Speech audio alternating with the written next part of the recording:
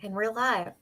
Welcome to another high vibe conversation. I'm your host, Shel Shapiro. With me today is the lovely Jenny Langren and Linda Vetrus Nichols.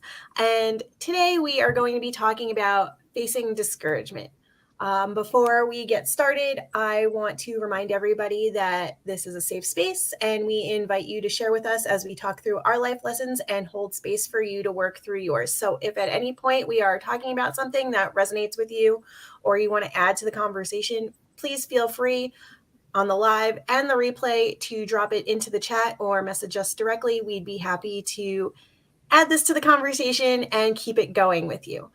And without further ado, facing discouragement. I'm just going to go ahead and get this started by saying that when I think about times when I've faced discouragement, and Jenny, you alluded to this a little bit a minute ago backstage. For me, it seems to come up in moments when I'm trying to shake that people-pleasing tendency, that old habit of not wanting to let other people down and wanting to do right by others. And when I feel the most discouraged, it's usually in those moments when I feel like I could have done more, but chose not to.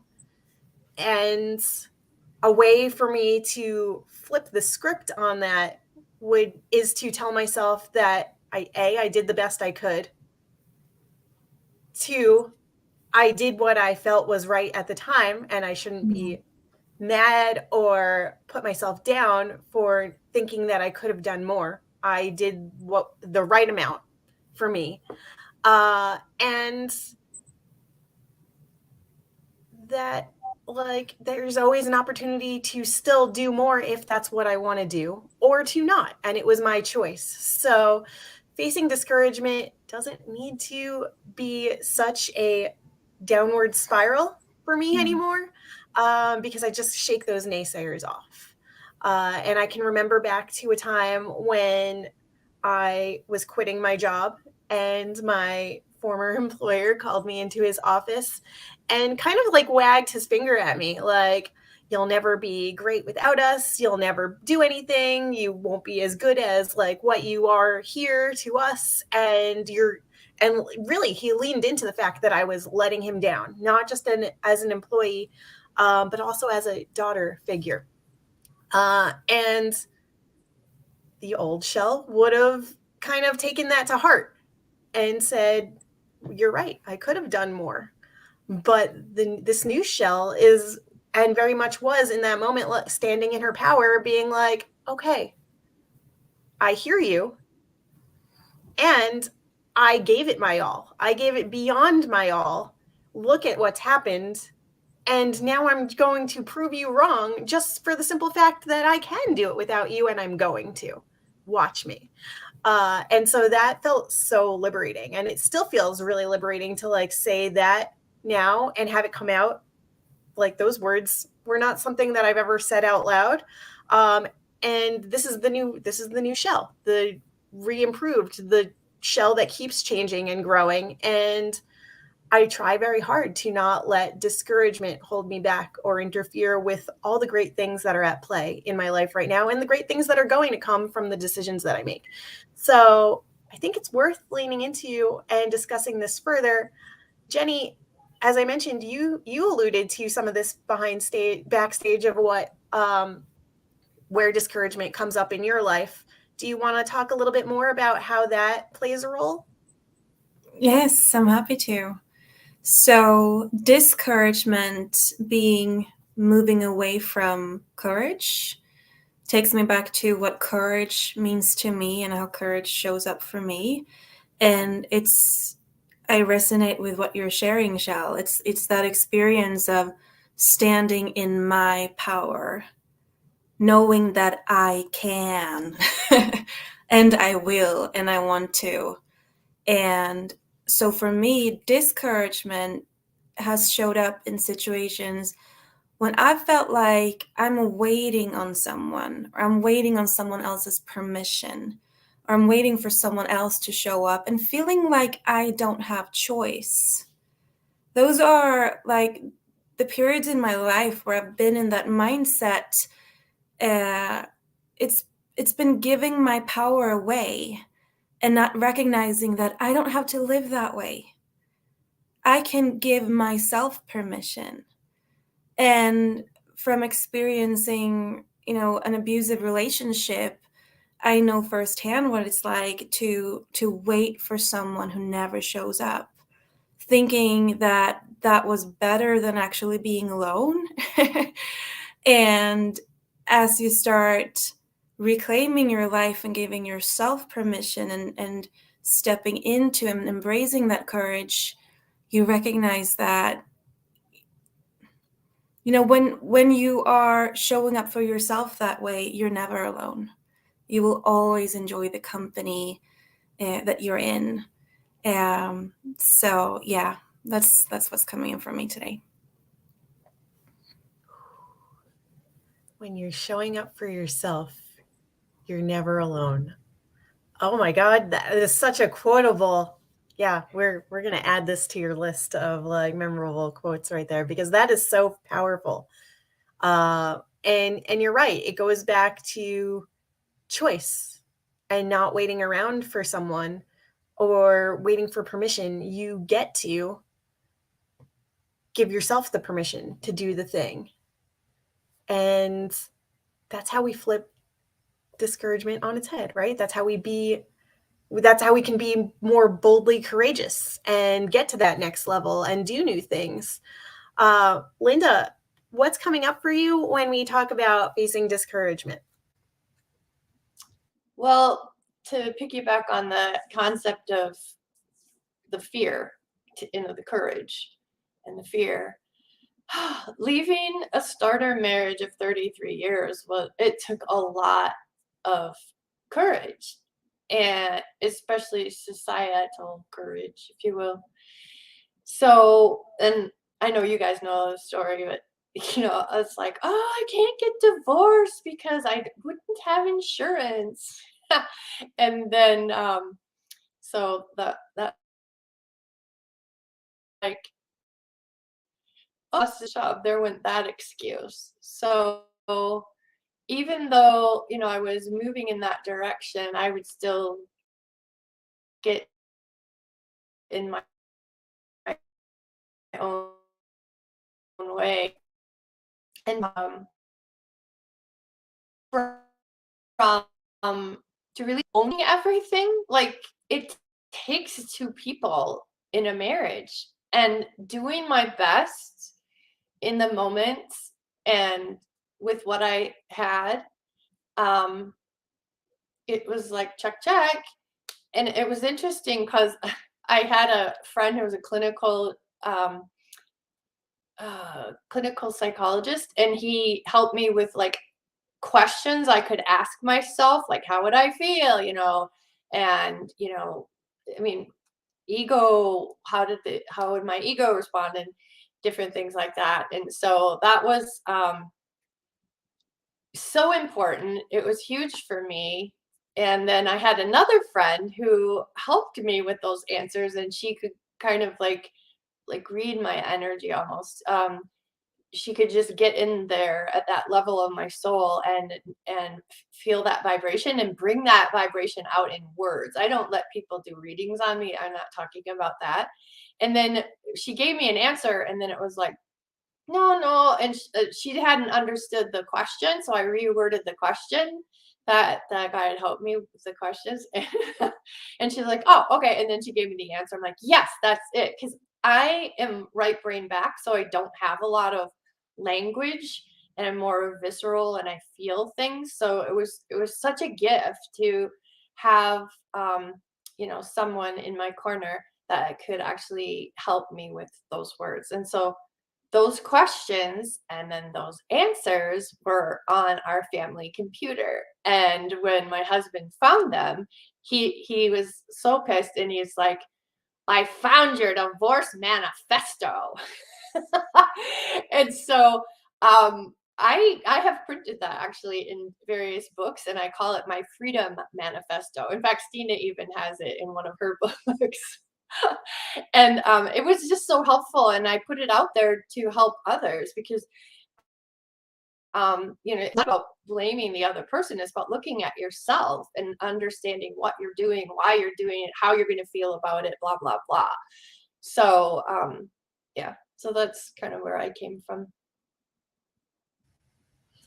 Thank you for sharing. I want to bring up Dorit. Welcome, Dorit. We're excited to have you with us today as we talk about facing discouragement. Before I direct the conversation over to you, I want to mention, Linda, what's coming up for me as you were sharing. One thing that was standing out to me is that if you don't feel like you can encourage yourself, go find somebody who can. Put yourself in a space, or surround yourself, or go do something that is uplifting for you, that can get you out of those vibes. Something that I try to do a lot with my clients, and even just with my friends and family. I'm a very empathetic person. And sometimes it takes a little bit of holding back for me to not go all in. But if I see somebody that's really struggling with something, I tend to ask a lot of curious questions. And it's not because I want to be intrusive or probing in a way that, like, I'm just giving you and dumping all of my thoughts and feelings about the situation to it, but I'm really curious to know what's coming up for you. What are you struggling with? How can I support you? What do you need right now? And they have I'm giving them the permission. If they can't give it to themselves, I am giving you the permission to share with me, to vent with me, to ask me for help if that's what you need or want, and to let down your guard with somebody who you can trust. And so, to that same point, I'll say it again.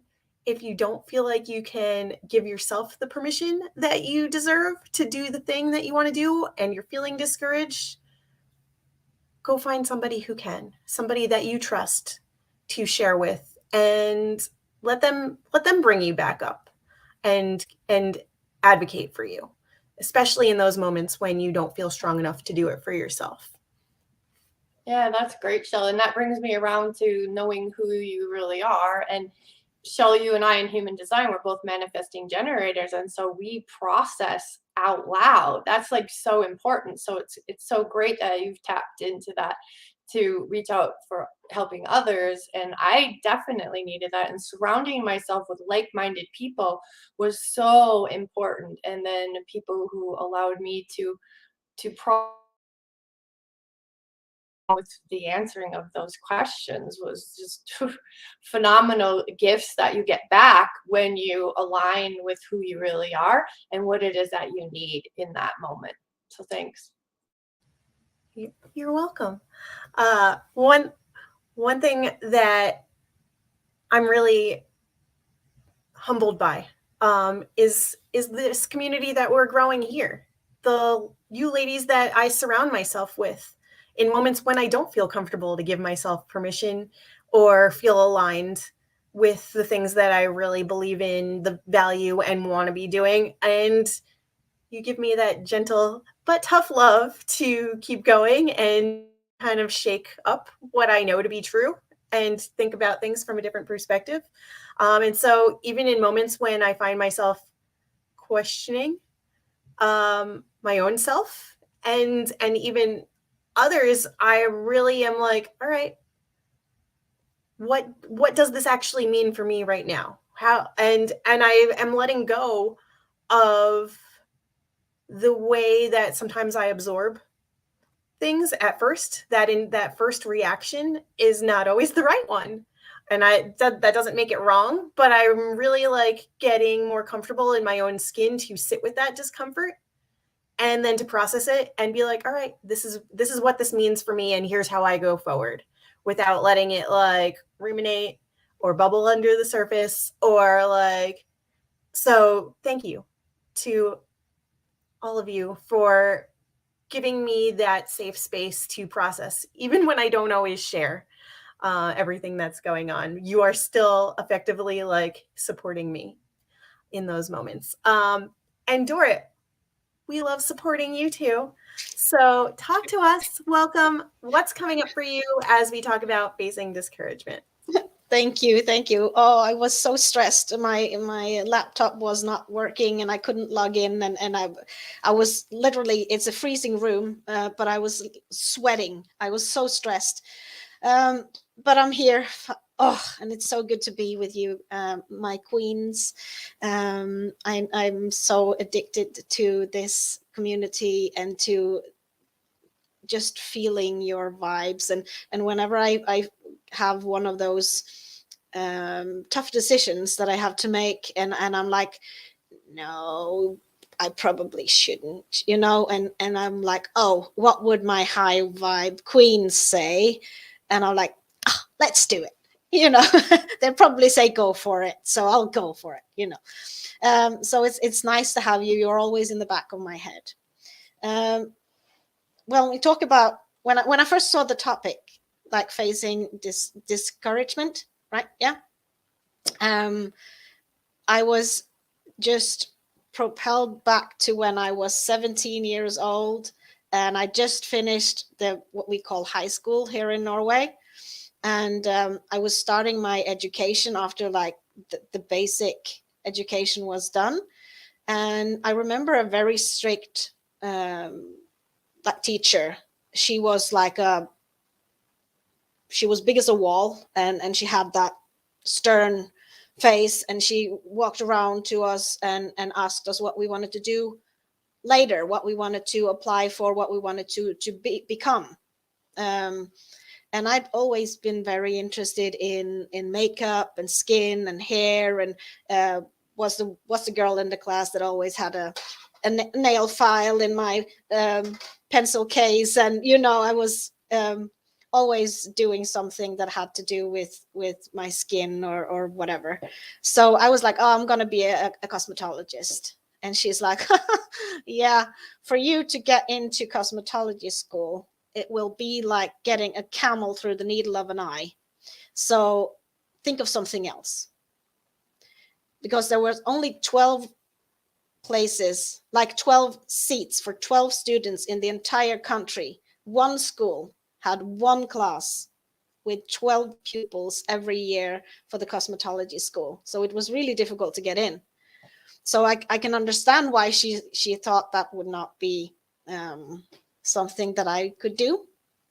And the class that I was in, well, the program that I was in was a 2-year study in 1 year, because I was so sick and tired of school. But I was like, I can do 1 year, and then I can do 1 more year, but don't put me up in something that takes 4 years, because I can't do that. So I chose the hard program that would be very intensive, but just 1 year.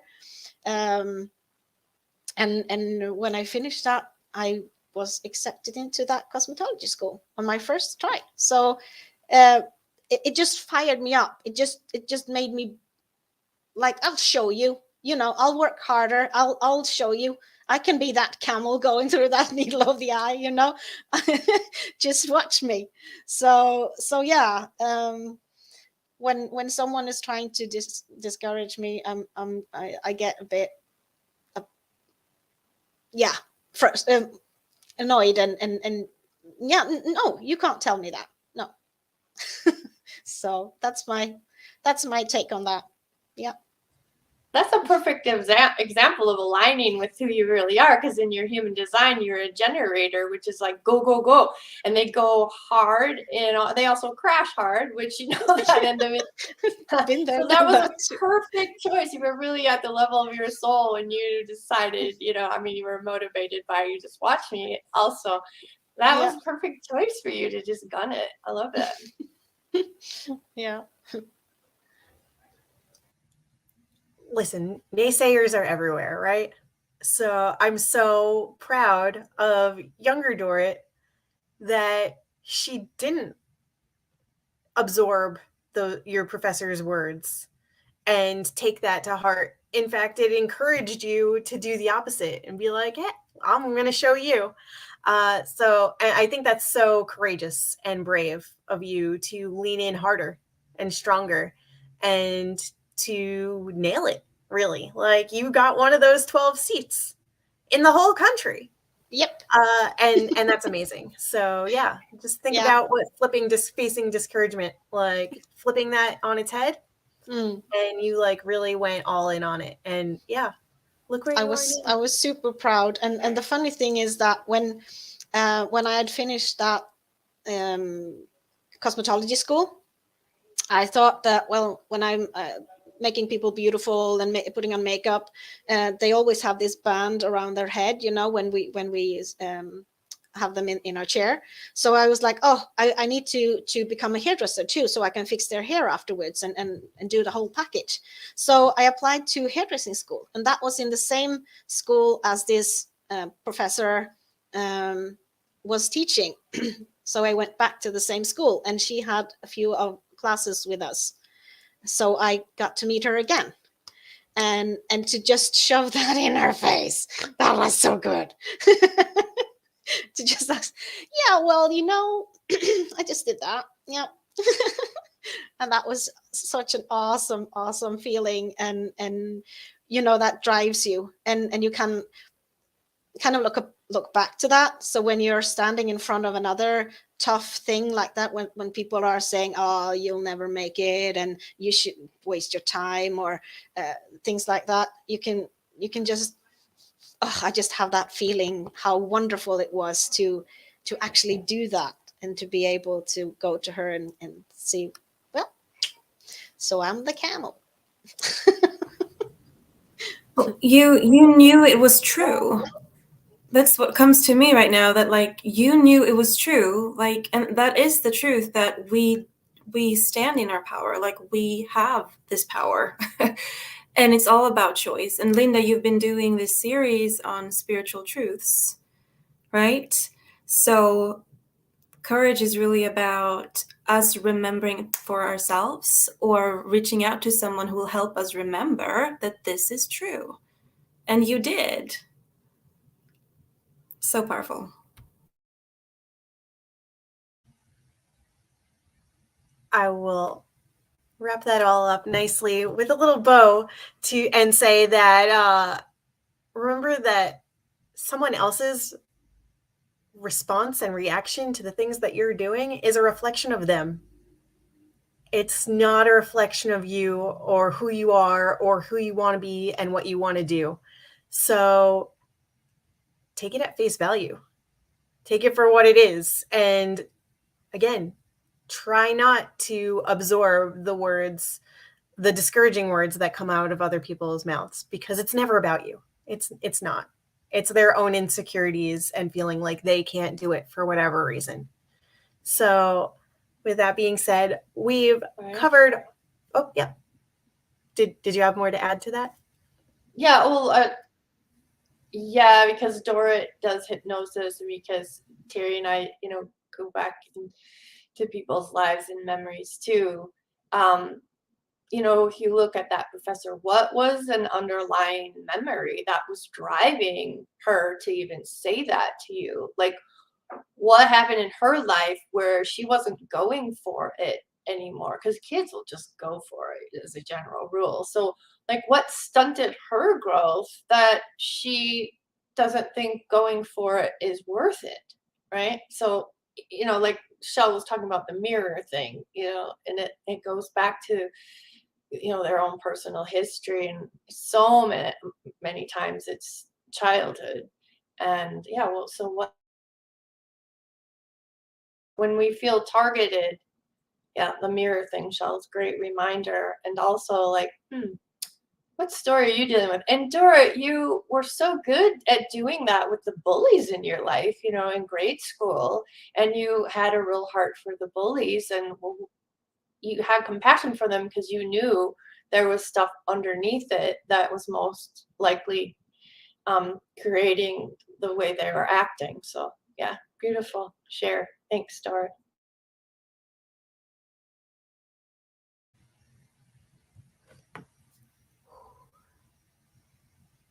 So powerful today.